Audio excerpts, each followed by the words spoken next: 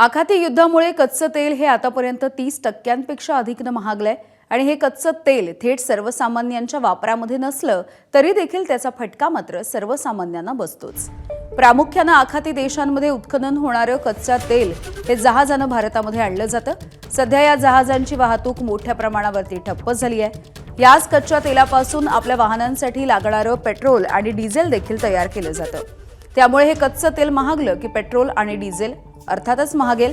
आज आपल्या घरी येणारा भाजीपाला, धान्य, किराणा या सगळ्याची वाहतूक प्रामुख्याने डिझेलच्या गाड्यांनी होते। त्यामुळे या स्थितीचा प्रत्यक्ष किंवा अप्रत्यक्ष परिणाम हा सर्वसामान्यांवरती होण्याची भीती आहे। हा फटका येत्या काळामध्ये आपल्या स्वयंपाकघरापर्यंत पोहोचणार आहे। सरकार जास्तीत जास्त 1 महिना नियंत्रण ठेवू शकतं असं तज्ञांचं म्हणणं आहे।